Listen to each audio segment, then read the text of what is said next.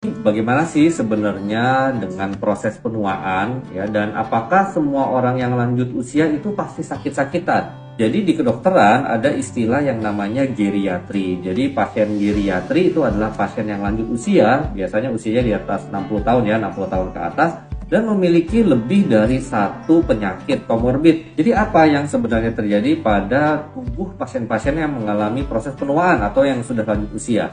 Ada dua kata kunci ya sebenarnya. Nomor satu itu adalah senescence, di mana sel-sel tubuh mengalami kemampuan untuk membelah atau berkembang ya, sehingga akhirnya ya makin berkembang terus lama-lama ya bisa menimbulkan kematian ujungnya ya. Kalau enggak, manusia mah panjang umur terus dong. Nomor dua adalah adanya homeostenosis, atau yang bisa kita bilang tuh cadangan ya, cadangan fungsi-fungsi organ gitu kan. Kalau kita sakit kan kita kondisi drop sesaat, habis itu organ-organ tubuh kembali normal lagi. Nah itu tuh cadangan reserve ya, untuk bisa mengembalikan ke keseimbangan tubuh semula atau homeostasis. Itu cadangannya berkurang pada pasien-pasien yang usia lanjut. Selain itu, pada pasien-pasien usia lanjut banyak terjadi perubahan fungsi ya dan kemampuan organ-organ tubuh. Saya sebutin yang beberapa yang cukup penting deh ya.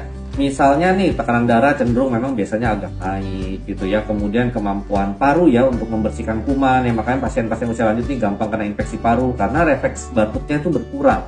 Kemampuan bulu-bulu halus atau silia di saluran napas untuk mendorong keluar iritan, debu-debu, kuman itu juga berkurang. Kemudian juga fungsi ginjal pasti seiring bertambahnya usia itu juga menurun. Bahkan ada yang bilang begitu di atas 40-50 tahun, setiap tahun itu turun 1%.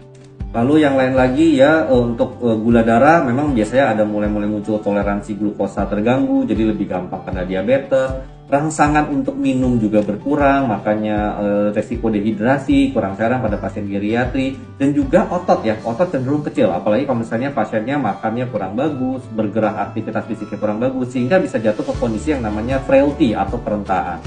Jadi gimana sih caranya menua dengan sukses, dengan sehat? Ini tipsnya.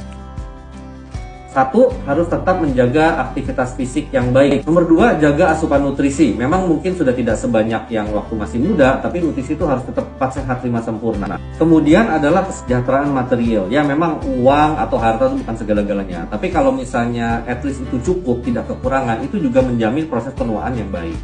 Dan terakhir adalah memperhatikan kondisi psikis ya pasien geriatri atau yang sudah usia lanjut, karena kondisi depresi ya, kecemasan itu sering terjadi pada pasien-pasien yang usia lanjut, dan harus selalu mengupayakan pikiran yang positif, jangan mikir yang negatif-negatif. Yang terakhir tentunya jagalah vitalitas spiritual, jadi kehidupan rohani yang baik juga akan menjamin proses penuaan yang sukses. Semoga info ini bermanfaat. Salam sehat, salam waras, selamat menua dengan sukses.